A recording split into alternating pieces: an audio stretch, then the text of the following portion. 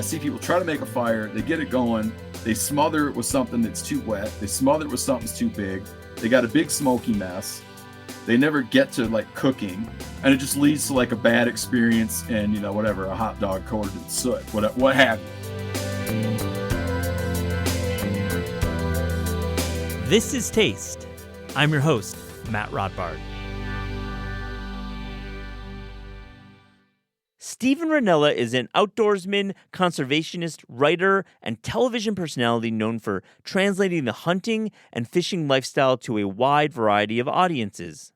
On this episode, we talk about the Meat Eater Outdoor Cookbook, his latest in a string of books that merges hunting and the culinary world. Also on the show, we have a great talk with Darin Bresnitz. He's a co-host of the excellent long-running podcast Snacky Tunes and a great guy to know in Los Angeles. We talk about his career working in early food television and how he's really at the center of food and drink for nearly 2 decades. I hope you enjoy these conversations.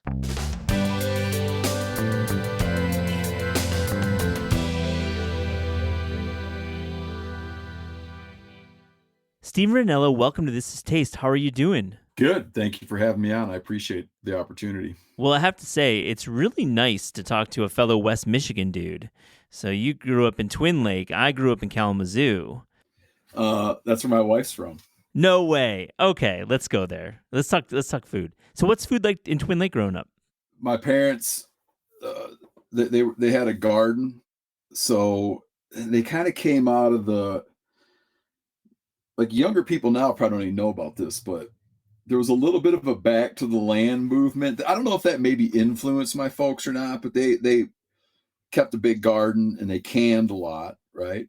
And we hunted and fished a lot, but we also ate all the normal stuff everybody eats, you know? But there was a definite, like, they leaned into self-sufficiency around food, and we were very celebratory about wild game and would have people over to have fish fries and stuff. But at the same time, I mean, you know, we even call it like Midwest mom chili, right? Like you ate like a lot of chili with ground meat and kidney beans. Pizza night was a thing.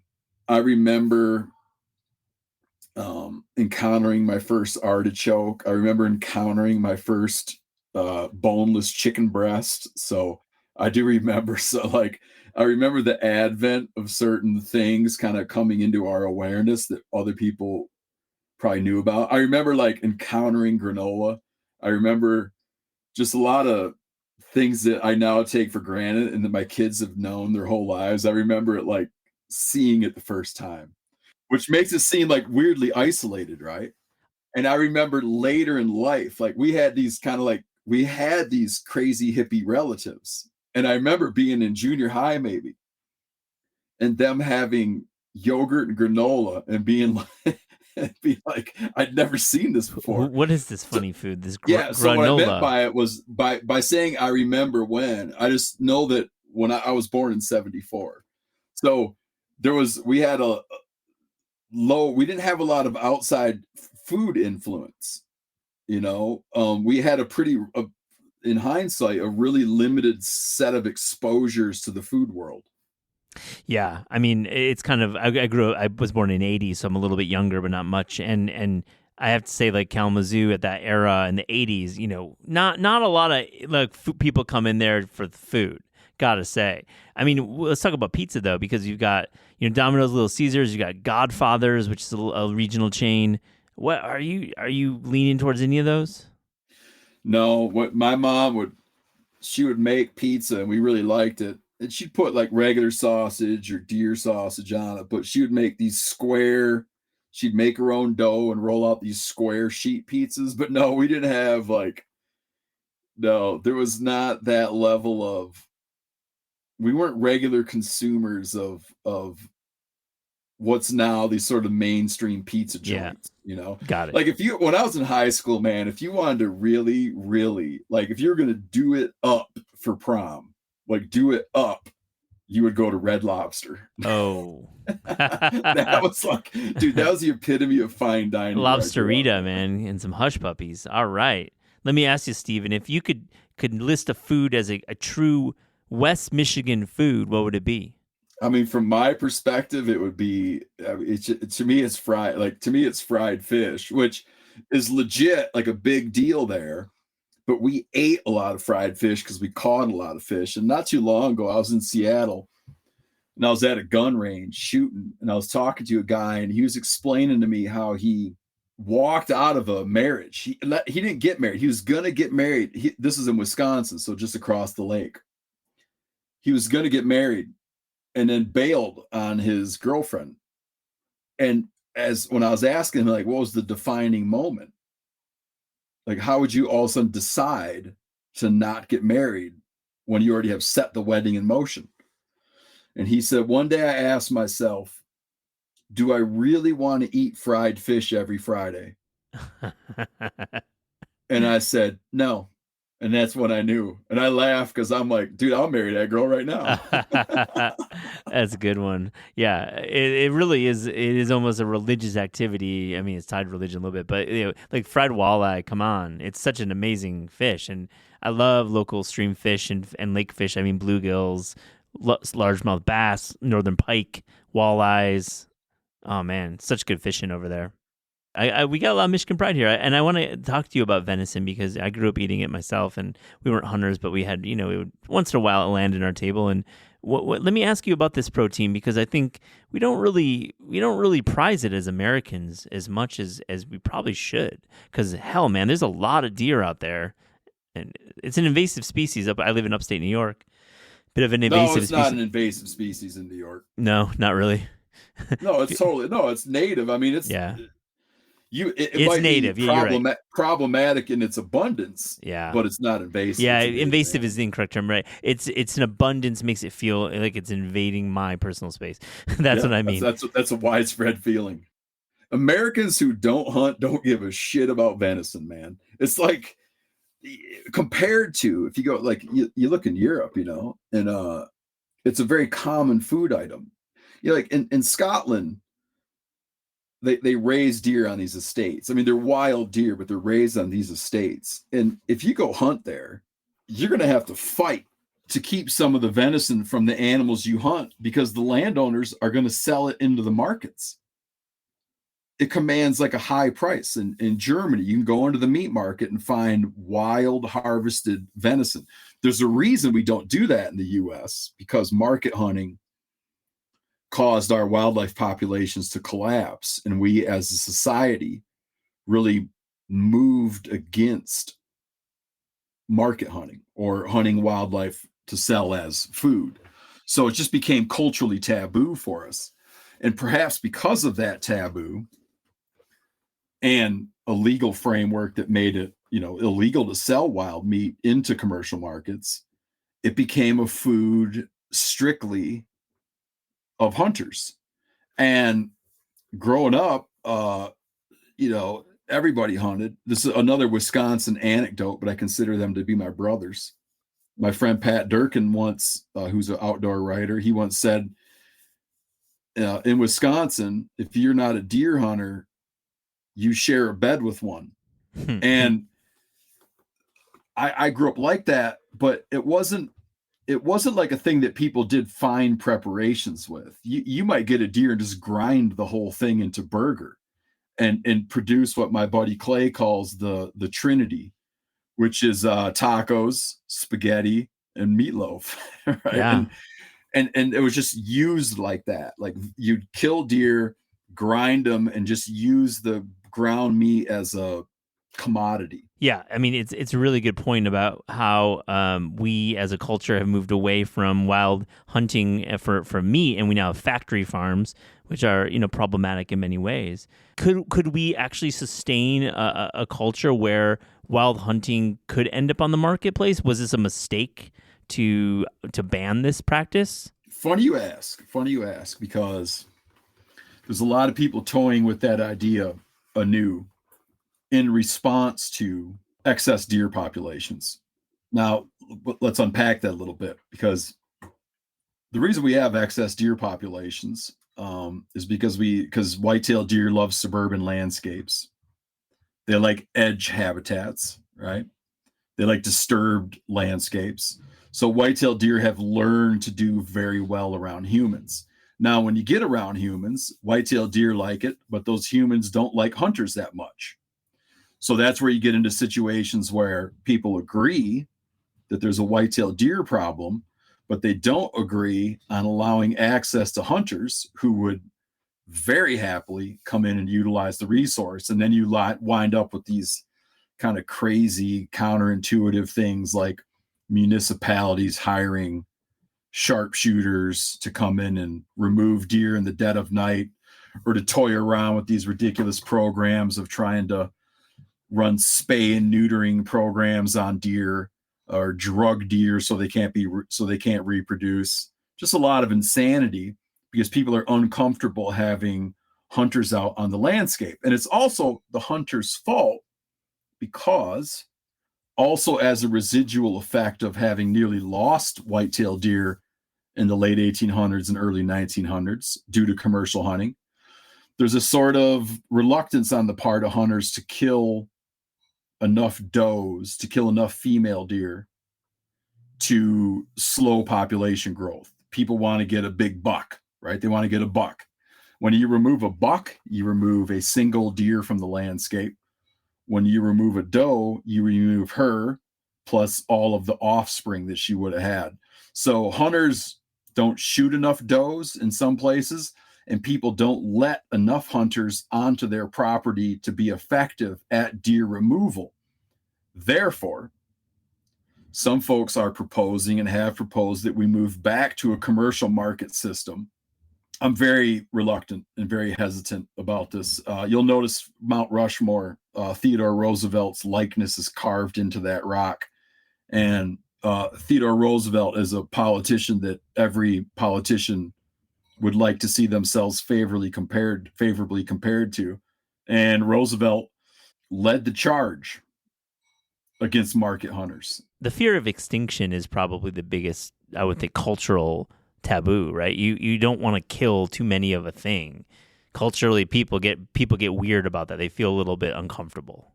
If we re-engage with market hunting and we re-engage with selling American wild deer, it won't be a thing that it pushes deer to extinction. It would never go that far, but it would put us back down a path of commodifying an animal that has a lot of social value as a democratically allocated resource. Meaning, I can buy my state hunting license, depending on what state you're in. You buy your resident hunting license for $20, and you're allowed to go out and utilize this wild protein to bring a market back to it and commodify the animal. To do that would to kind of spit in the face of the very thing that makes American wildlife management so unique, which is that wildlife resources are owned by the public for the benefit of the public, and that these resources are allocated democratically. So it's just it's a whole new path, man.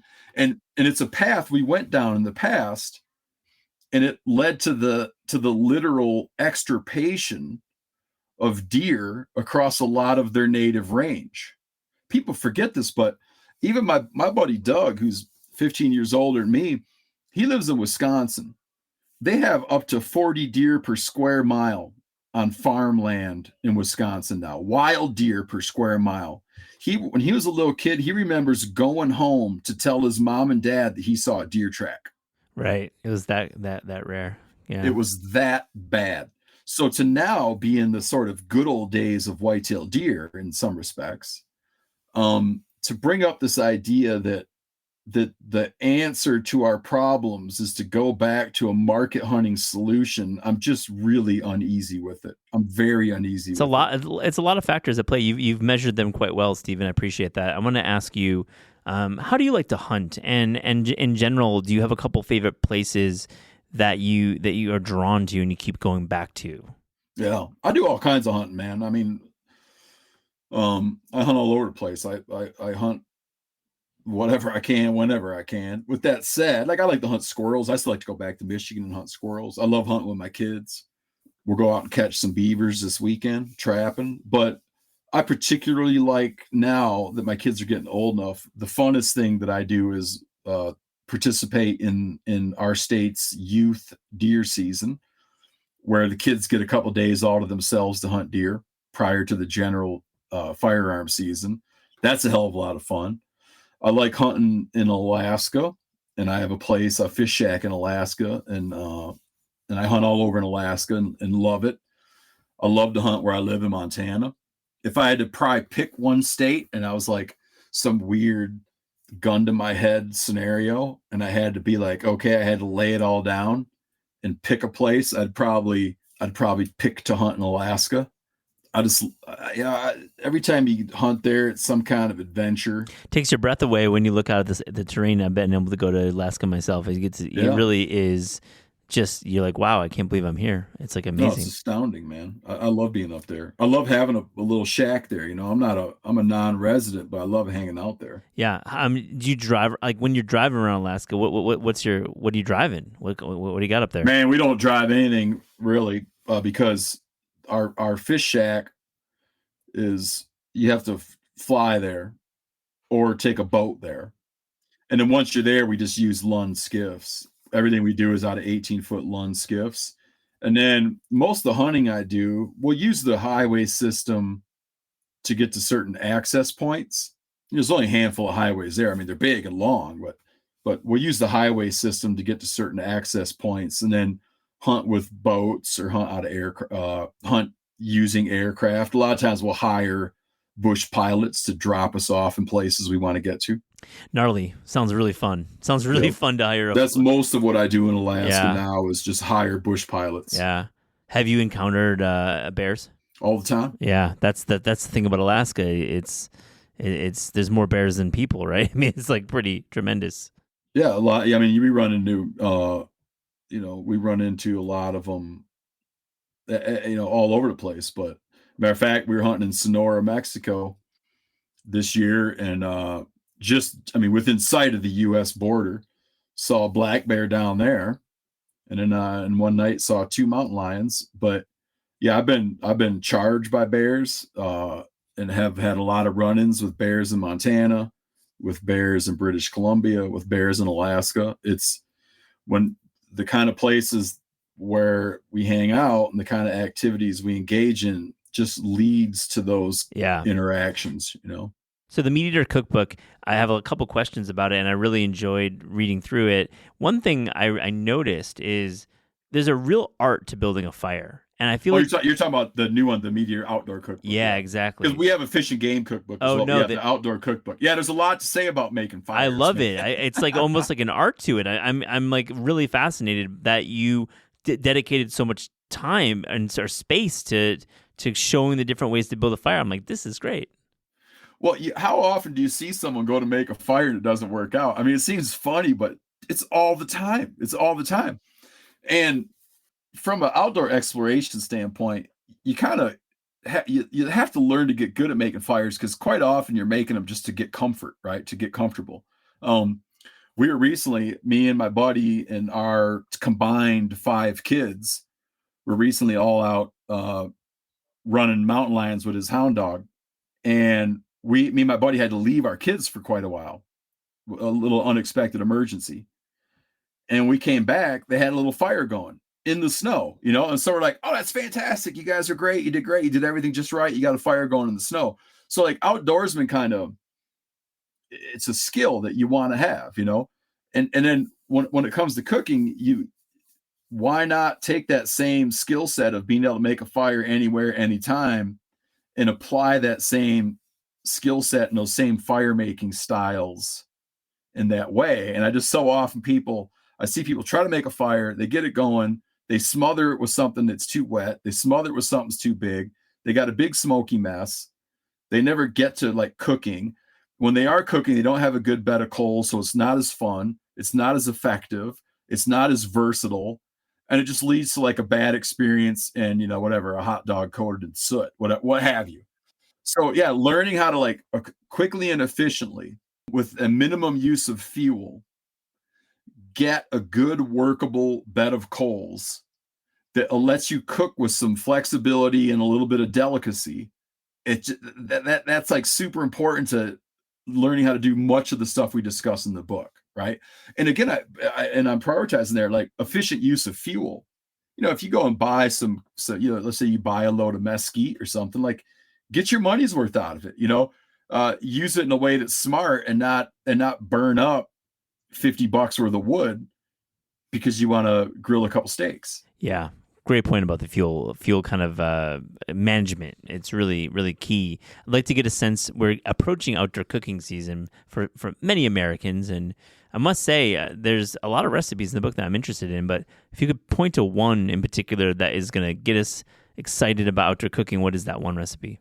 Man, so we have 100 recipes, about 100 recipes. And when I think of recipes, I think of very specific preparations that call upon specific measurements, right? I'm trying to give like a lame definition of a recipe because I'm trying to set up a juxtaposition. So I'm into it. I'm buying this. Thank you, Steven. I'm into this. I'm going to juxtapose a recipe with what I would call a methodology or preparation style. Okay. So mixed in with all these recipes, which is tablespoon of this, teaspoon of that, cook for this long. We talk about a lot of ways of going about things. Things that would be really engaging for a group of friends to do. Things that are almost like wild experiments, and in the book, we really try to arm you with recipe level detail about how to do some of these more showstopper, cool day-long preparations. But in the end, it does rely on you applying a little brain work, applying a little elbow grease, being up for an adventure. Okay. So we try to describe, for instance, in there, I like to do underground cooking. Dig a hole in the ground, get a fire going in that hole. The hole could be as big as your head, or it could be as big as a 5-gallon bucket, or it could be as, it could be the size of the back of your car. Dig a big hole, get a ripper going in there, get some rocks real hot and bury stuff in there and dig it up later. I mean, it's the funnest thing in the world. And it's like an ancient cooking technique. So we talk about versions of doing that and try to set it up as much as you can't tell someone, here's exactly what'll happen. It'll take 3 hours.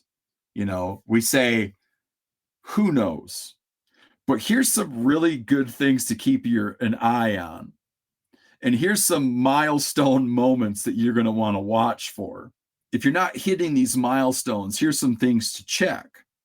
And so it sets you up for success to do some really interesting experiments while still leaving a lot of room for you to adapt it to whatever situation you're in. That's the kind of stuff that excites me the most. And that's one of the things I was most excited to deliver in the book, is like explaining these methods, or also explaining how to cook really great, really cool stuff using nothing but native materials, sticks and rocks. Okay.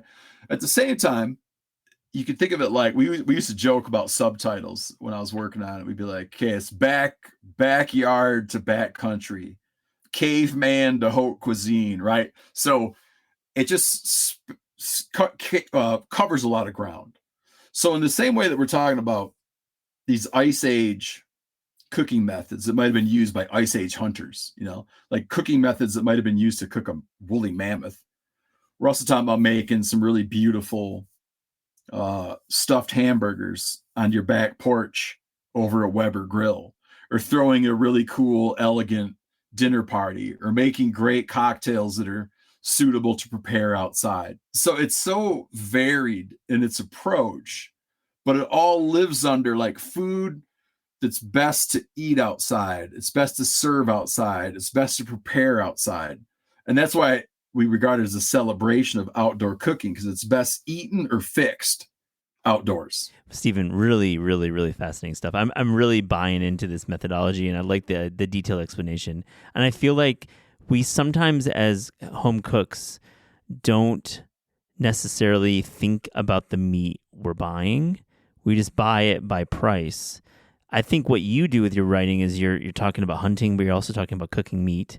I'd love to get a sense of how do you square the kind of escalating beef prices in our culture? I mean, beef is more expensive than anything, right? It's like really like the one. How do you think about your meat consumption and buying meat when you're given that fact? Oh, that's interesting because I have a lot of friends that raise cattle, and it's amazing how those prices have not moved, um, have not benefited the suppliers quite like you would think I they have. recognize absolutely Yeah. it's not the at the source. It's a lot of other things happening. Yeah, and I know that's not where you're digging at, but I'm just pointing out that that's a, as a I'm a cows not condos kind of environmentalist, and so I'm always rooting for farmers and ranchers, and I and as much as you hear about certain high meat prices, and then you hear about ranchers still struggling, it always you know it's sad to me. Oh, it's like restaurants too. When people complain about restaurants, it's like they're not getting rich because they charge $42 for an entree. It's because they No, have dude, to. they're getting killed by yeah. The margins are horrible. The margins are horrible. It's somewhere. It's yeah. It's a subject for a whole other podcast for you with a better guest than me.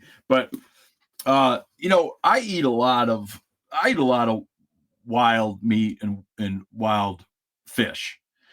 Now, what I've learned from that is, let's say I wasn't doing that, and I was buying all my protein from the store. I would probably buy a lot. I would mostly, not probably, I would certainly be buying a lot of the cuts and a lot of the species that are available in the markets that aren't favorites uh, among American consumers.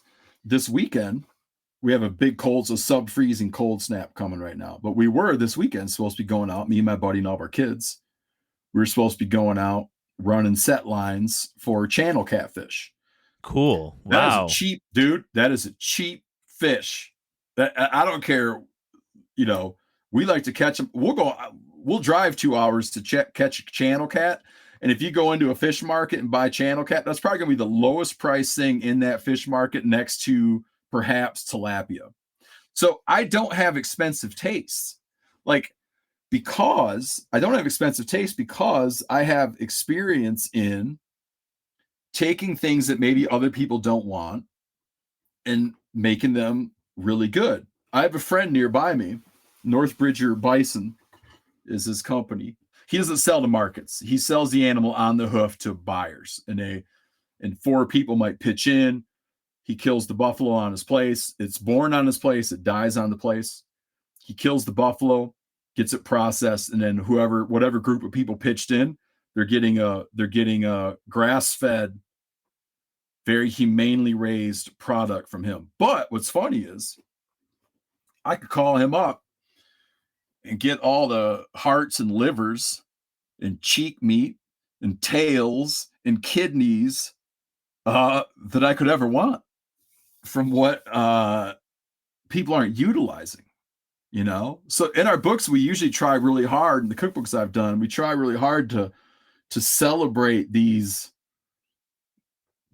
alternative meats, tongues, right? Like things that are just regarded as, oftentimes producers, when they're the slaughterhouses, they send it in for rendering, right? So if I was out just as a consumer, I don't think I would be out buying a bunch of filet mignon. I'd be out buying the stuff that I'm after now. I'd be out buying catfish. I'd be buying beef tongues. I'd be buying head meat. I'd be asking them, why can't I get some fresh liver? You know, it's just how I would approach it, because it's there, it's great, it's underutilized, and it feels really good to eat the stuff, Yeah, it man. does, and especially when it's wrapped in tortilla and it's lengua and it's a taco in Mexico or LA. Oh my gosh, talk about the best tacos out there. But yeah, really well said, Stephen. On This Is Taste, we ask guests about the discerning taste. So to close this interview, here's a little rapid fire, fast and furious taste check. Are you ready? Yeah, I'm nervous about this because I saw that you do it, but I didn't look at what you do. That's my man. That's the way to do it. You saw that it was going to happen, but you want it to be spontaneous. The candor is appreciated. Let's do this. I didn't want to think about You're gonna do it great. The best fruit. Ugh, bananas. Yeah, I'm yeah. only saying that I was just in Hawaii, and my buddy has banana trees, and we went and scrounged around and found those big, huge piles, those little short bananas. And dude, we ate so many bananas. They're a little different there than like at the Meyer, right? Oh, After they've been yeah, out they're there. like 4-inch long. These little 4-inch Those long are- bananas. My God, those are good. Those are great. The best dessert. Man, bananas Foster. Yeah, I catch a theme here. I'm Dude, into it. well, yeah, you're seeing the whole banana thing I'm come seeing through. it. And I love ice cream, and my kids love ice cream. So yeah, bananas Foster, and everybody likes to stand around and burn off the rum. So. Oh, it's pretty fun. Your favorite American fast food chain? Dude, I have no idea. I guess Dairy Queen, because my kids like it a lot. Ooh, into that choice. They love Dairy Queen. I don't know. Dairy Queen markets well to my kids. Yeah, they kind of they've tagged your kids into Instagram or something. Yeah. Your favorite restaurant right now? What's it like up in Montana? Do you live in an area with a lot of restaurants? Oh around? yeah, man, we got a million restaurants, and I don't want to get into details, but what was my favorite restaurant had a real tragedy occur at it.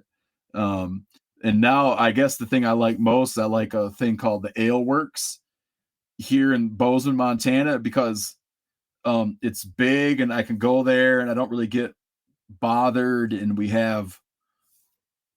always get like a great place to sit. You're in the action, but out of the action. The food's very reliable. I like it so much that it drives my wife crazy that I don't ever want to go anywhere else. Yeah.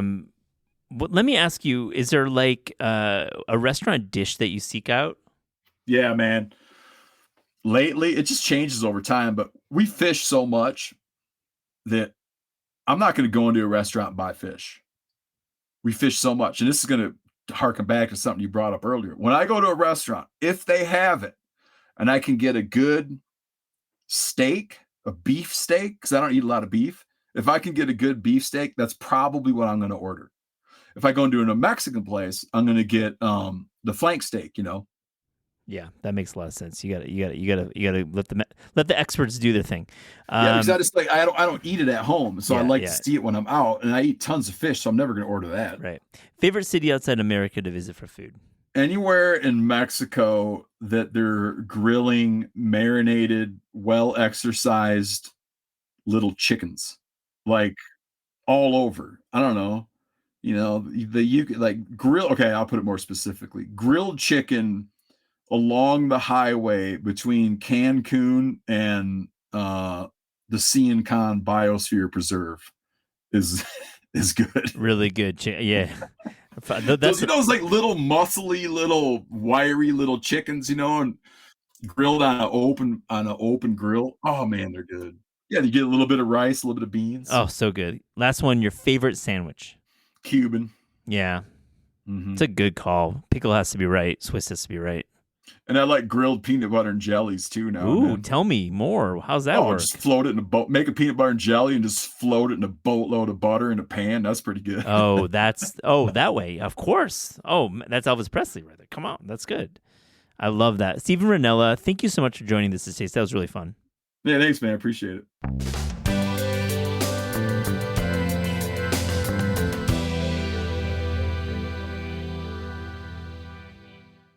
Darin Bresnitz, welcome to This Is Taste. How are you, buddy? I'm so happy to be here and to see you. I'm happy to see you. I love this, that we're doing a podcast interview. I've been on your show, I think, like a bunch of times. And you're going to be back when the book comes out. Absolutely. Snacky Tunes, if you don't know it, it's linked in the show notes. Subscribe. Long-running show, started at Heritage Radio out in Bushwick, IRL, right? Yeah, we started 2009. And yeah, amazing. We knew Brandon Hoy, who's the owner of Roberta's, when Greg, who I started the show with, and I were still DJs at the Royal Oak. He was bartending, and then one day he was just gone. And the next thing we knew, he'd opened up Roberta's, and they'd put 2 shipping containers in the back, Patrick Martin, Heritage Meats, and we went to Patrick and said, we want to do a music show, and he's like, you got to do music and food. And I already had dinner with the band rolling along at that course. time. And we started that. And pretty much every week for the last 15 years, an episode of Snacky Tunes to come out. We're about to hit episode 600. It's incredible, that run and just sticking with it. And you've since moved to Los Angeles. This will be a theme on this episode. We'll also talk about old school food media, early 2000s food media stuff. But let me ask you, just what's your draw to like merging food and music? I feel like it's a challenging one because for me as an editor, you got fans of food and you got fans of music. It's often hard to get them to overlap in interesting ways, but you've been able to do it. I think when I had the idea for Dinner with the Band, this was back in 2003, 2004, and I was still in college, and the idea of bringing the world of food and music together, it was novel. It was, there were no festivals with a big food component to it. There wasn't chefs who love music. There wasn't a lot of crossover. And we just saw a lot of the similarities between what people who worked in food and people who worked in music. And I think you're right. I think we have found over the years that trying to really force that narrative hasn't worked as much. It's just you got to find people from either world who loves the other world. And that's where you really get the best stuff. That's the best stuff. It's hard to find, though. It's really, really tricky because I think every musician probably fancies themselves as a food person, but certainly, as you know, they're not all food people. They're not. And I think a lot of our questions in the early days were very much, what do you eat on the road? Or like, what do you cook when you get home? And every once in a while, you'd find bands like Chris from Grizzly Bear would cook. And there's this new band out of Philly called Snack Time, who a lot of them used to work in the food industry, and they're really big into cooking. And then obviously there's chefs who love music. When we did the book for Faden, we found 88 chefs around the world who really love music. But there was quite a few that we had asked, and they're like, I don't love music enough to be putting together a playlist or talking about a dish inspired by a song or things like that. So is Chris Bear, is he nice in the kitchen? Because I know he wrote the book for us at Clerks and Potter back in 2015 or 16. Yeah, I've had his food twice. I want to say once backstage at Bonnaroo, he was grilling, and that was just super fun. Although, it's grilling while music is playing. It's, by bands. It's a pretty cool environment, right. And then he did a pop-up at our friend's studio at Max Sennett, and it was great. Yeah. He can cook. Interesting. Did you ever get sick of Roberta's Pizza when you were doing your 15 years of recording at Roberta's? It's funny because we were at Falwich, their new restaurant. Yeah. And you like it, right? Ago. I love Falwich. I'm going to say it's the best tortellini I've had. Wow. Yeah. Your guy strikes me you've been to Bologna, too. I feel like you've been. Yeah, I've been to Italy, and we've been to Modena and you've been to Emilia Romagna. You know some stuffed pastas. Wow. Yeah. Damn. And I was saying, I was at Falwich, I was just like, when we used to do the show in the studio, we were there every week, and we had the pizza and the salad because we got this nice chicory salad at Falwich. Yeah. And I was like, it's dressed so perfectly. And I was like, I had that salad every week at Roberta's, and I never got sick of it. And I think we're probably even going to go this week, and I'm looking forward to the salad. I love that shit. I love it. Let me ask you about early episodes of Snacky Tunes. Mm-hmm. Like the early years, first 3-4 years. Do you have any favorite episodes? This is a time when Brooklyn music scene was really something. It really, when it was a monoculture in a way, the way that it's not now, the way that music is so spread out. But back when you were doing it 15 years ago, Brooklyn was a definitive scene. You were at the center of it and doing your show and being around with your brother. Yeah, those early days were really great because even being in it, I think we all knew that we were part of something really special. And getting perspective on it years later, we were really part of something special. But even when everyone was around in a band or a DJ, things like that, one of our friends' roommate was dating Dev Hines at the time, and he was winding down Lightspeed Champion and winding up Blood Orange. And we had been hanging out at our friend's apartment. We used to do the show live on Mondays. And so if anyone ever canceled Monday morning, it was a real scramble to get someone on the air. Yeah. And we were hanging out at a friend's apartment, and Dev had really gotten into sleight of hand magic because he had stopped touring with Lightspeed Champion and was getting these demos going. And the band canceled, and I just texted him, and I was like, hey, can you come and play some demos? And so we have some very, very early Blood Orange demos and I don't know if you can even find that episode because we've done so many episodes that they're not all on Spotify or Apple Music anymore. Oh, really? They've taken some down? Yeah, you have to really know how to search for them on the Heritage Radio Network. Which I'm sure is not an easy thing. I remember seeing Dev play as remember Test Icicles, that first band? Of course. At Mercury Lounge when it was like that weird noise band. Yeah, I mean, I saw it in the Cake Shop. Yeah. I'm trying to think what else. Moby was an early guest. Yeah. Which I think Greg booked, and he had us sing backup vocals on Walk on the Wild Side. Oh, fun. And then like a lot of early chefs, we had Mark Vetri came on and he played guitar. We had this great episode with Reggie Watts and Maharlika that stands out. It was just, it wasn't just the music scene that was really emerging. Like the Brooklyn food scene, that was a little less perspective of what Roberta's was doing and how much was radiating out from there and how much that would really influence the world. Because still at that time, it was like, all right, we're going to Bushwick to eat pizza. Right. And it changed the way that a lot of restaurants are designed, a lot of the way the food is made. And, it's just, that was really fun to be a part of. It felt like, to me, Jelly NYC's pool parties at McCarran Park Pool, that was like a big moment for Brooklyn music, but also they had some cool food elements at that party, on that Sunday day party that ran for like 3 or 4 summers. And that, to me, is Brooklyn in a nutshell for this era that we're talking about. I mostly remember, I want to say it was the Doers backstage. Yes. Yeah. Blended Scotch definitely ran through my body for many Sunday mornings. To this day, all the medals that they won for best of in category, I never checked about what those categories were, who hosted them. But Greg and I we DJ'd the very first pool party with Les Savvy Fav. I mean, that just to be a part of it. Yeah. Was really fantastic. And I don't think I've ever been a part of something like that since then. You had Macaulay Culkin and his band play, I believe they played, or maybe they just played some of their music. And that was a memorable episode because it was really weird. Yeah. I was stuck in the city trying to race back, and Greg wound up doing it solo. And I believe they played their Pizza Velvet Underground medley. Right. Well, they were called the Pizza Underground. The Pizza Underground was the name of the band. And yeah, I mean, listen, people may underestimate what it was to say, come to Roberta's. You're going to hang out in these shipping containers. We're going to feed you pizza and salad. If you want a beer, no problem. And a lot of people just did because it was just a good hang. Yeah.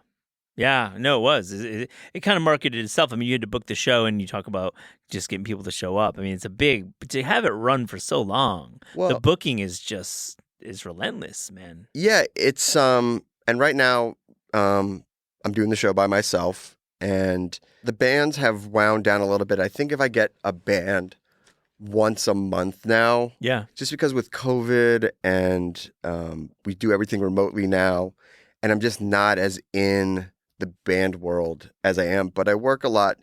Big shout out to Gio at Terrorbird because he hooks me up with a lot of bands. But listen, a lot of people when they come, they ask for advice about podcasts. They want to talk about the gear they buy and all this stuff. Right. And I say, it's never been easier to never buy a piece of gear for podcast. I was like, the real thing is like, how consistently can you do it? And if you don't want to do it every week, that's fine. But then set seasons or something like that. And then a lot of times people do 2 or 3 episodes and they go, this is really hard. But I'm set up really well. I have all these great publicists who I shout out almost every time they book a guest on the show. If I don't, then I get them the next time. And I get fed a lot of stuff and I pick and choose. And there's people that I reach out to that I really like.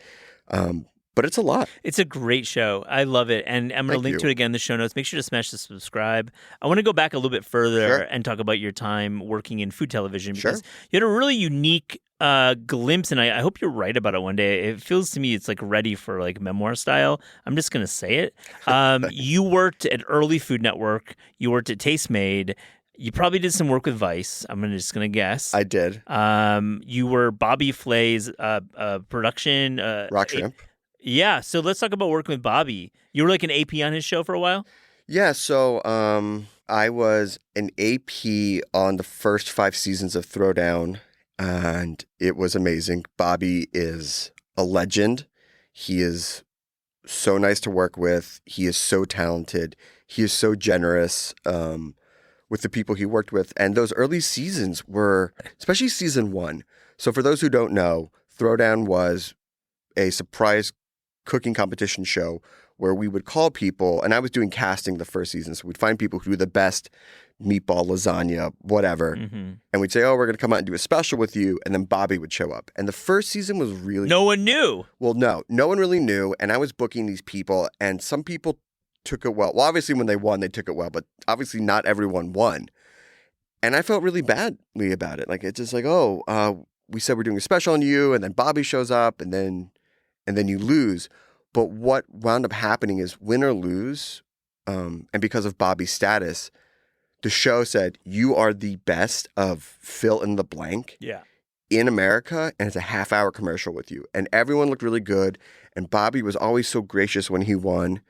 And it was great. I mean, I got to travel the country and got to meet so many people. Yeah, what's doing production like in this era? Like, because okay. this is a little before Instagram, so you're casting based on probably the internet, not social and mobile, but also our kind of realization of the power of food TV wasn't quite there as a culture. We didn't realize how big this thing was going to get. God, what was it? There was a message board that I'm blanking on right now. It was Chowhound? Chowhound. Thank you so much. I wanted to say Chow I now. was literally going to say the only message board. Yeah, Chowhound.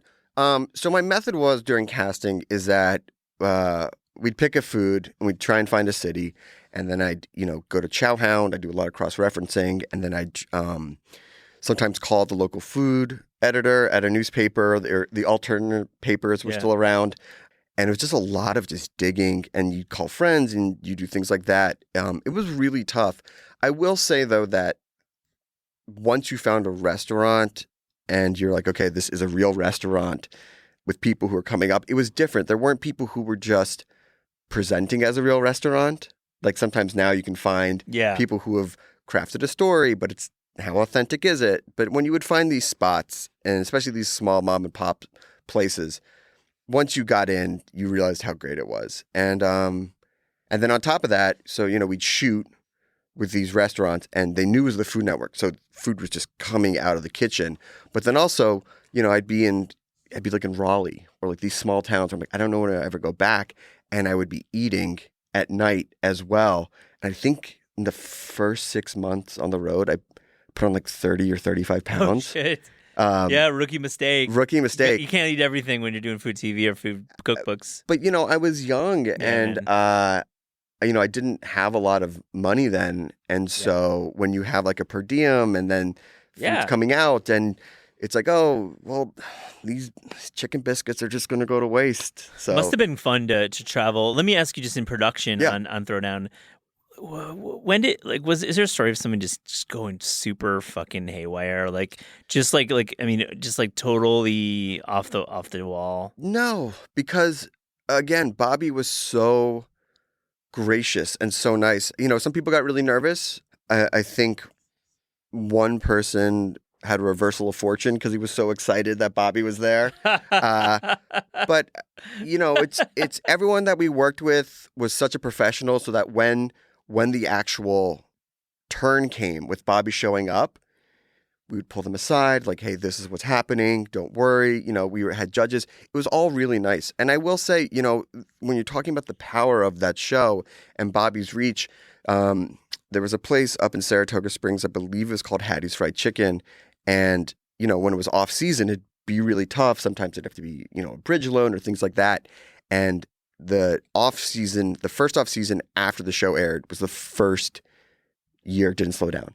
And he didn't need to get a loan or anything like that because so many people saw the episode. It's truly the story of Guy Fieri. I mean, we snark or hopefully don't because I love him. Truly. And you can disagree with some of his stances, but listen, the guy helps small businesses. And that's the power of Food Network and Guy.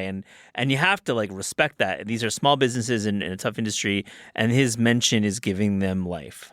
And I will say, from a producing point of view, the restaurants he covers and the chefs that he covers and the owners he covers really aren't going to make it on any other show. They're not celebrity chefs.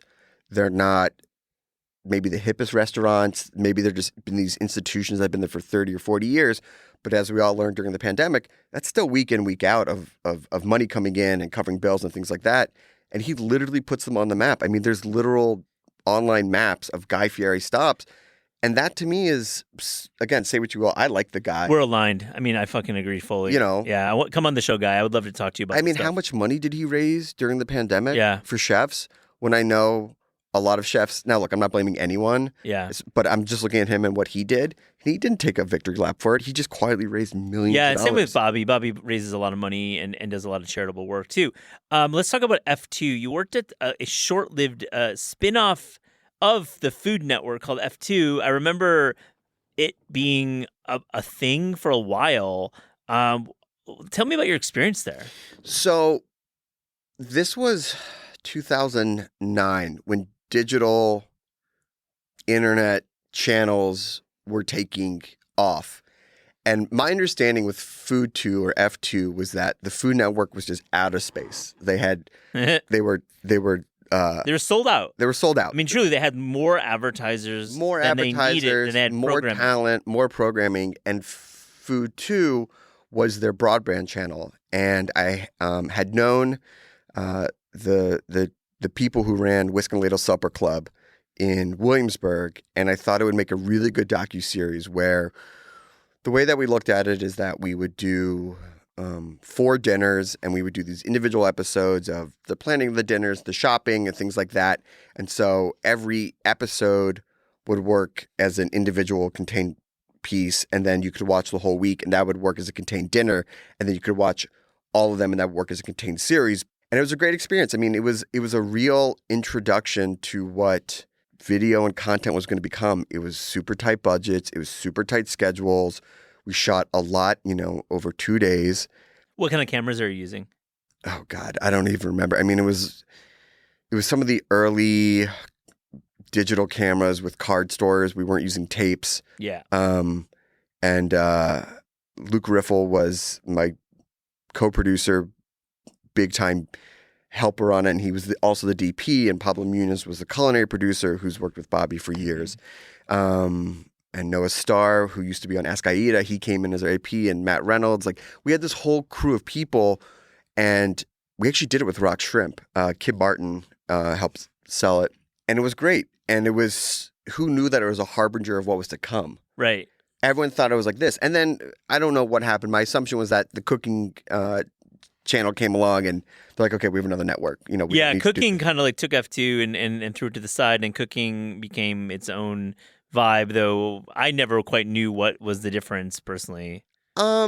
Maybe there's an answer there. I mean, in the history of the Food Network. I think if you worked in it, you're like, these are worlds apart. Yeah. These are so different. Like, this is absolutely a cooking channel show, and this is a Food Network show, and this is a cooking channel talent. I think, like, with so much of food and food media, you get out of the inner circle and people can't tell the difference. Yeah, totally. Let me ask you about some other productions you worked on. Mm-hmm. Like, when you're talking about Munchies, Munchies was a vertical. No, I never did Munchies. Yeah. I actually got into Vice. I think I may have been one of the last showrunners. I was working on a climate change series for them. But I did get to do, IFC dipped a toe into food for 2 shows. Food Party, which was the puppet food, obscure, like, genius. Who was the creator of Food Party? Tu Tran, I think. Yeah, Tu Tran, right. Tu Tran was genius. I love that stuff. Tu Tran was genius. It was incredible. And I had developed and sold Dinner with the Band to, God, what were they called? On Networks. It was a short-lived another digital channel. And IFC found us, and they bought it. And that was a show that we did with Sam Mason. That's right. And it was in his quote-unquote apartment, which is now actually the J. Crew over in Williamsburg. But it was a studio that we'd built, and we had bands come on. Who'd you have on? It's fun. Oh, man. Sharon Jones, Andrew WK, Rufus Wainwright, Mountain Goats, Murder City Devils, Au revoir Simone. Oh, for Simone. That's the one that didn't quite make it out all the. Well, it's an Great name, great film reference. Not the longest running band. I interviewed Albert Baldwin. It's a funny story because back then it was like we got to make the hippest cooking show. Yeah. And the network had come to us and they're like, we want you to book Norah Jones. And me today as like a producer, director, I'd be like, absolutely. Like, let's get some big stars. But in our wonderful mid to late 20s perspective, we're like, no, we're going to resurrect Murder City Devils from the dead. They had broken up. Yeah, they weren't a band anymore. I was like, this band is, what? I thought they were done. And we're like, no, we're going to do a band that has a questionable name for families, and we're going to bring them back. And I loved it, and all of our friends loved it. Would I have put Norah Jones on now? Like maybe one for them, 9 for us? That's sure. the way it usually works, is give the network one. Now, this concept, like dinner with the band, like Sam's inviting them into his quote-unquote apartment. He's cooking something cool. They're playing a set or a few songs. I mean, that could work today. Yeah. I feel like it could work today. Like Tiny Desk, I think a Tiny Desk. Yeah. And, a lot. Like that's a Tiny Desk concept. Yeah, it was in a they were cooking in the kitchen. And so the loft, and some people have been there because we would host parties and events there, and just like we really. Oh, I know. Yeah, shit, of course. I mean, there's stories for that probably are not airworthy. Yeah, right. But that's the memoir. Yeah, and they would play up in the living room, but it was actually like our living, like we lived there, so like it was a living room, and it had that lived-in feel to it, and people say like, oh, it could exist now. I'm sure it could, but it's just like they're out there. You can watch it on Amazon, and maybe I think it's on Apple. I think you can go out and buy the episodes, and I think that it still stands up, and I love it.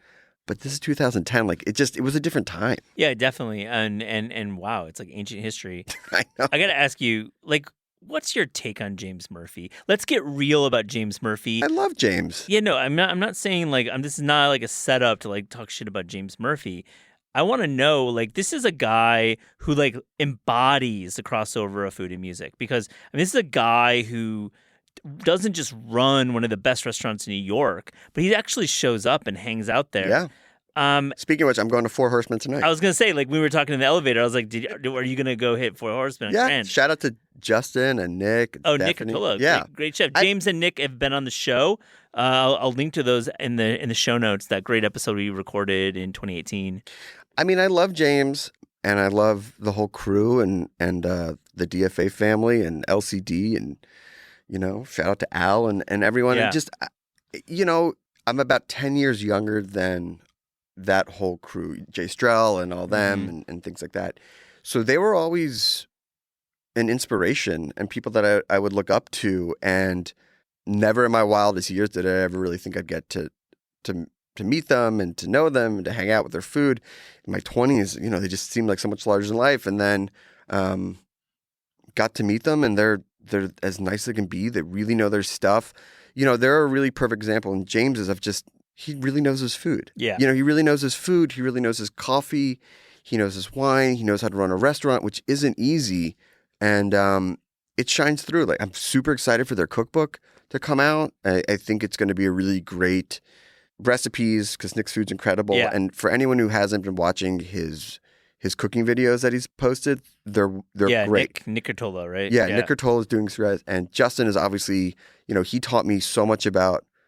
I've pretty much only drink natural wine because of Justin. Like that's just how I sort of came up, and LCD was a huge part of my life. Yeah, absolutely. I mean, absolutely agree. I definitely went to the last show at MSG and the last quote-unquote show at Brooklyn Steel, and like it was a big part of that era. I mean, that was it. Like this guy running this band, but he also had this restaurant on the side, and it was like kind of effortless. And I wasn't trying to lead the witness. I really respect what James Murphy stands for. I just feel like now it's almost like the young guns might be like it's easy to snark LCD sound system a little bit, and the Four Horsemen restaurant is still very packed and great. People might be like, oh, what's up with this place?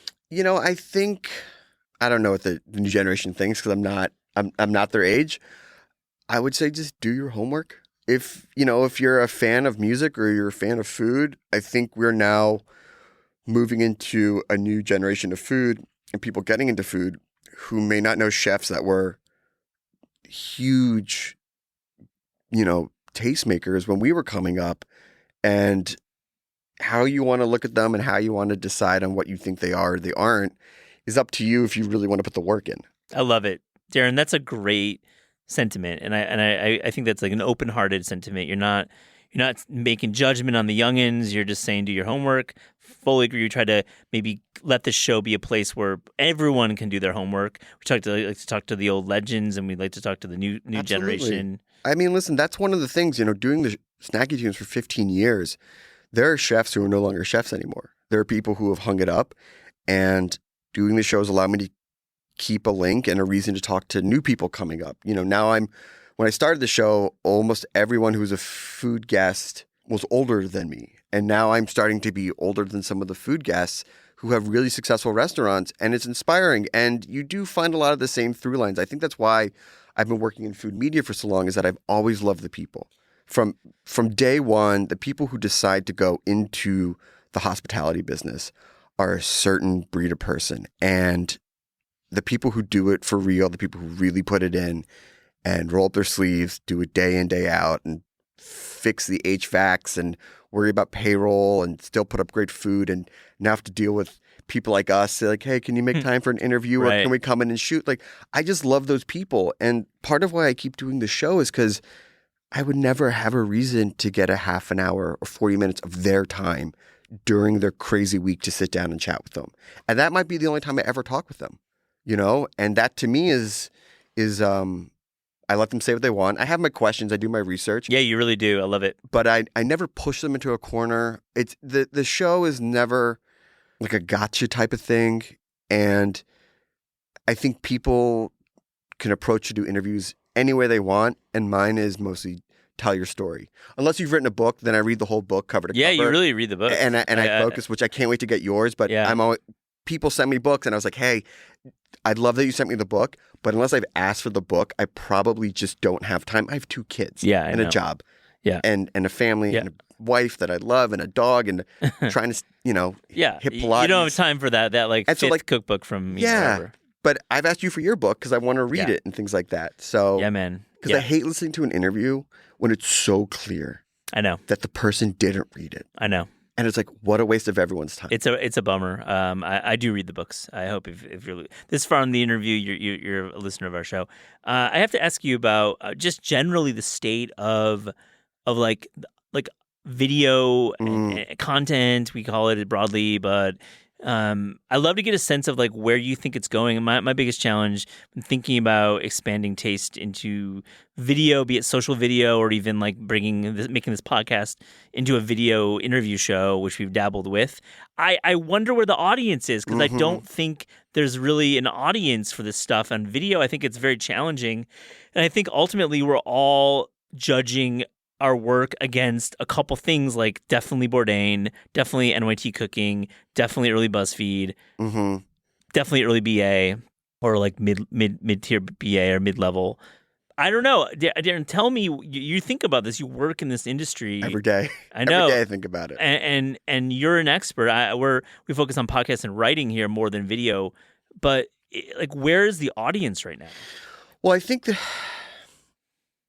you got to break it apart. So obviously what I think is happening on TikTok and Instagram Reels, YouTube Shorts even, I think it's great and exciting. I think it's really democratized. I think you're seeing a lot of people who are so creative and really know how to take a minute or 2 minutes and show you a recipe in a fun, exciting, edited way. And I think some of those quick-paced, fast approaches to cooking and stylized has even trickled its way up into at least fast channel cooking shows.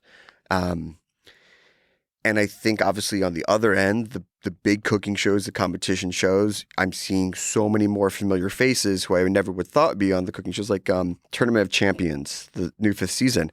I was like, wow, like I know all these chefs. These are chefs that like I love and respect, and I know their food, and it's great because that's where they can go. I think the problem is the middle. And I think people are still looking for well-produced nighttime viewing shows where I can come home and I see a new face, I see a fresh perspective.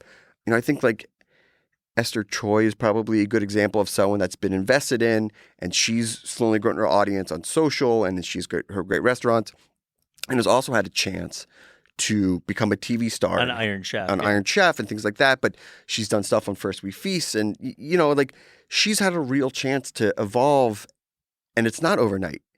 And the problem is that it takes a lot of time and a lot of money, and not everyone who gets a couple shots of the show, it's going to work out.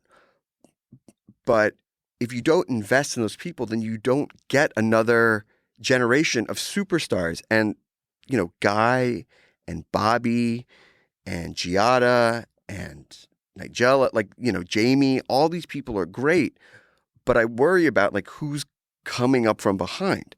And look, you can make the same thing about the music industry, where the middle's really tough. Yeah. Baby bands are great. Headliners are headliners. But if you look at even the festival headliners this year, it is rinse and repeat year in, year out. No. And so you got to really invest in the middle. I thought what Cord Jefferson said in his Oscar speech, don't invest in one $200 million movie. Yeah. Do $10, $20 million movies. And I feel the same way about culinary media.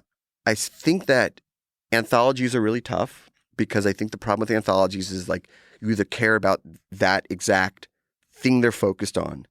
I think you really need to invest in talent. People really want perspectives. I mean, look, Stanley Tucci did a really great job. Didn't work economically. I mean, it worked really well editorially, but didn't work economically. It got canceled. Yes. I mean, there's a little bit of political stuff happening at Time Warner. Yeah, I think Discovery. I think that yes, but I'm saying people love seeing his perspective. Yeah, right on. And Phil Rosenthal is another good example. And but they're really expensive. Yes, they are really expensive. But I think you have to find a way to marry the costs of fast TV and social media with finding new voices, but then investing half hour, an hour shows. I know people want it. People do, and the fast ecosystem is growing and new to me in some ways. Fast. Do you want to just describe what that is? You've mentioned a few times, so make sure we're clear on what it is exactly. I always get the acronym wrong, but I believe it's free ad supported TV. Right. And a lot of the times these are channels that either take content that is sitting on a shelf somewhere, essentially if you turn on Tubi or something like that, or if you own a Samsung television. Samsung, or and it's just the Office channel.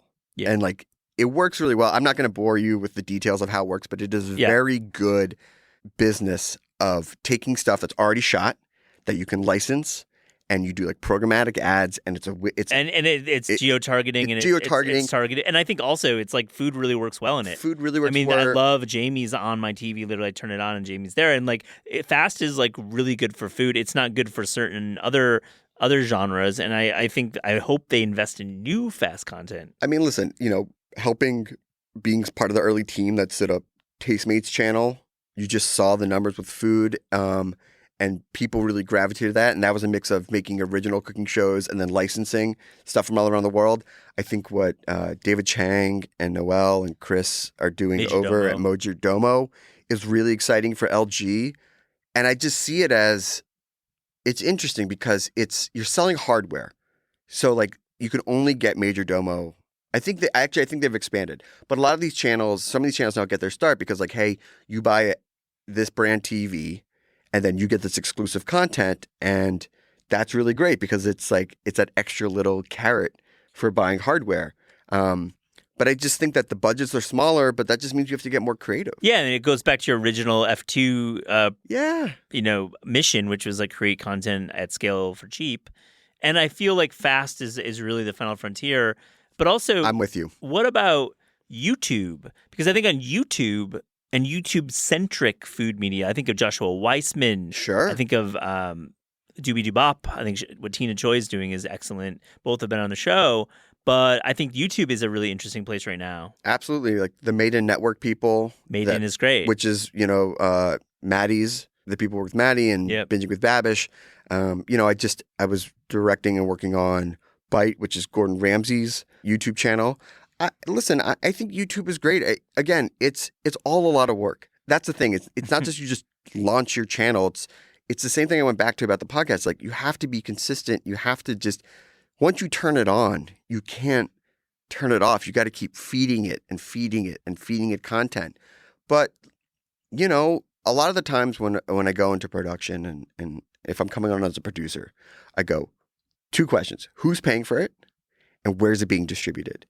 And the great thing about YouTube and TikTok and things like that is if you build up your own distribution channel, then the distribution take care of it, and then you decide how much you want to put into the production. I love that, and you have a margin built into that when you figure out those 2 things. TikTok, burning topic. I feel some would say food TikTok is the great democratizer and it teaches people to cook. Others would say that while entertaining, TikTok is not where you learn to cook. It's actually just empty calories, pun intended. And of course, there's the international news about TikTok being kicked out of America. So that's not a great growth opportunity for that platform, though. That seems unlikely, but we shall see. What do you think about food in TikTok right now? I'm fine with it. I think that any place where you can get new voices, new people doing stuff that really only exists or could work on that platform, I'm pro. I mean, I don't have TikTok on my phone only because I feel like I don't need another thing to get sucked into. But I'm sure if I did, by now the amount of time that I would have spent on it, it'd just be pretty much, you know, like travel talk and food talk. Yeah, it would not add and things like life. that. But I like it, and I don't know. I mean, working in food TV and long form, I've heard the same argument. Oh, you can't really cook from this, and we're glossing over stuff, and all the food's already diced and things like that. And listen, a lot of it is aspirational, but if it inspires you to get in the kitchen or to go out to eat and support a restaurant or try something new, or you learn a tip like, oh, I blanch my potatoes and they come out crispy, or like, if there's some takeaway knowledge, then I have no problem. Oh, with it. yeah. I don't know. If you want to go out and create, and the other option is not create. Yeah. I always pick create. Yeah. There's never a time when I say, oh, so the other thing is we just don't do something. I go, no, like, let's go out and make something. Before we get to the last section, I just want to get LA, your spots. Where are you going right now? I see you in LA when I'm there. I try to, and I run into you. That was so great. When you walked in the door at Chef Conference, I love that. Like, hell no, yeah. we bonded that we built that day, and I've been back to LA, and I'm hopefully going to see you again. I love catching up with you. But where are your spots right now? I just did my LA roundup recently, and I had my spot. No. Obviously Yongbon, which I saw that you were out. Shout out to them. Yeah, they're fantastic and doing something so original. Dunsmore, I absolutely love. I think can't wait to go. Oh man, it's my number one. My wife Anna and I go there all the time. Brian, the whole team is great. I mean, the thing is that like I am now heavily invested in the idea of being a regular. Yeah. I go to almost the same like 6 places, so it's like those places: Queen Street, Lasita, Bub's the Grandma for lunch, which is great because I live in Altadena. Yeah. And most of the time when I was having to meet with people, it would be like Silver Lake, which is fine, but Bub's and Grandma is like half the distance. Yeah. And Andy is, so fantastic. Altadena, man. Well, I gotta hang out up there. I haven't been up there in a minute. Come over, man. Yeah. Side Pie and Home State and for sure. Perry's Joint. God, Home State is so good. Like it's so good. Like we take so the kids there every week.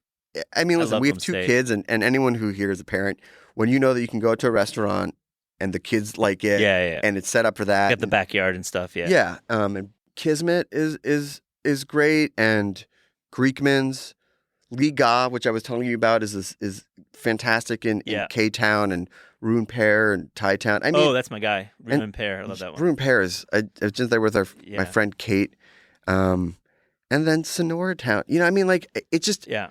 I'm always about trying new stuff, but I just always have a litmus test of these different places, and I just keep going back to those places. And nothing west of the 405. It's very apparent. Not in Altadena. I mean, you can't do it. I will say that I was over at Rustic Canyon. Yeah. Last year. You'll dip into Venice twice a year. Yeah, and that meal was phenomenal. On This Is Taste, we ask guests about their discerning taste. So to close this interview, here's a little rapid-fire, fast and furious taste check. Darren, are you ready? I'm ready, and I'm ready for some eye rolls. I'm probably. I see some notes, man. I see some notes. Listen. There is no way I can come unprepared to an interview. When you sent me over the questions before, I was like, well, I want to have my notes. Now, the thing is that for anyone who's been on the show or listened to Snacky Tunes, it feels casual at times.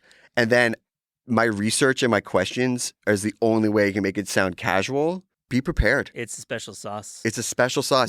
We've done this almost 400 times. You've done yours 600 times. You got to be prepared. 600 times, I know. It's beautiful. The best fruit. Summertime LA tomato. The worst vegetable. Chinese water chestnut. It's a texture thing. From a kid, never liked it. I feel like water chestnut is definitely like a nightmare food. Yeah. It's a nightmare, and I get it, and it's never for me. I always pick around it. The best dessert. Creme brulee. Yeah, right on. What makes a good creme brulee? I don't want any citrus in there. I just want the best vanilla, crackly top, perfect custard, big enough so that if another spoon from someone else sneaks in, I'm not feeling upset. Favorite American fast food chain? I picked Wawa, which I know is regional, but I grew up on that. And then if I had to go national, it's not as much anymore, but Roy Rogers, the fried chicken there and the fries. Used to be able to take the fry and put as like a holster on a belt. And that was great as a kid. You could eat your fries out of your belt. I feel like, let's go back to Wawa. So you're obviously Philly-based. Yes, Philly-based. So you still got the accent. I mean, come on, you got Philly. you got Philly, you got Wada ice in you. But like, let me ask you, Wawa over Sheetz? Always. Never eaten at Sheetz. Okay, there you go. That answers that question. Why is Wawa your favorite chain? I think it's such a good call. I mean, just the fact when you're a kid, the fact that you could customize your sandwich. I did theater growing up, and Friday nights we would always stay late at high school and building, and we'd always do a Wawa run, and I could just make my own sandwich. I don't know. I just never took it for granted that you could always get a good sandwich, a bag of chips, giant iced tea, things like that, and year in, year out. You know, if you fly into Newark and you stay overnight, you can take an Uber to a Wawa that's like 10 minutes away and then bring it back to the hotel room and it's eat a good there. call. Yeah. Favorite cookbook of all time? Cook with Jamie. It was one of his first cookbooks. And I really learned how to cook with that. And I just saw a lot of stuff with him and The Naked Chef. I mean, that was a huge reason why I got into food. I would say newer Canal House cooks every day. Yeah. There's a leg of lamb that I do every like holiday party once a year. And I love that because that's a little bit more where I've gone as a chef. Favorite city outside America to visit for food? Paris. Yeah. Yeah. I mean, I've been going there with my wife since 2015. We've gone a couple of times. And just on this last trip, we were there last summer. And I feel like I finally checked off all the restaurants that I've been trying to go to from when I finally got a list. Actually got a list going back to Justin and Jay and James. Like, I was handed down their Paris list. Yeah. Of like Paul Bert and Le Bertin, Vervelet, of course. Yeah. And I feel like going to Brutos this past summer was my final like, okay, all right, I've done it. Yeah. I've done it. That's a pretty hot shared doc right there. A cuisine you'd like to learn more about?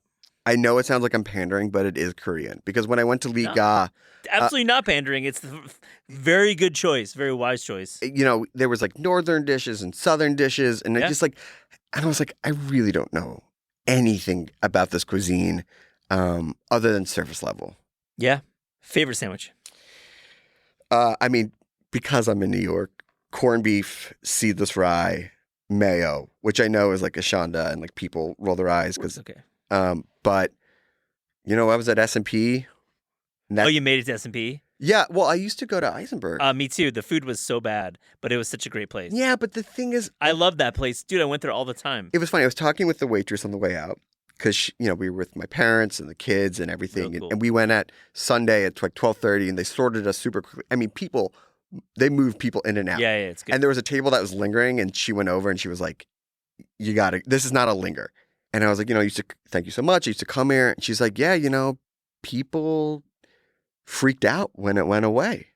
And I was like, that's what people don't realize is that your favorite restaurant can go away. This is a tenuous business. Yeah, exactly. And if you don't support, but the food at S&P is really good. Like the tuna melt is. Tuna melt's on fire. I love the egg sandwich. I love the fucking. The fries. The chips, fries are whatever good. you want to call them. The pickles. Olives and cream cheese tea sandwiches. It's just a vibe. I mean, I can't. If someone's like, I want to go to like a New York restaurant, you couldn't do better than plopping down at the counter there. No, it's just and it's great for breakfast too. Oh, the egg and cheese there? Egg and cheese is out great. of control. I love that you know this. Darin Bresnitz, thank you so much for joining This Is Taste. Oh my God. What an honor. Thank you for having me. I can't wait to return the favor, and congrats on everything with you as well. Thanks, buddy. Good to see you. Good to see you too.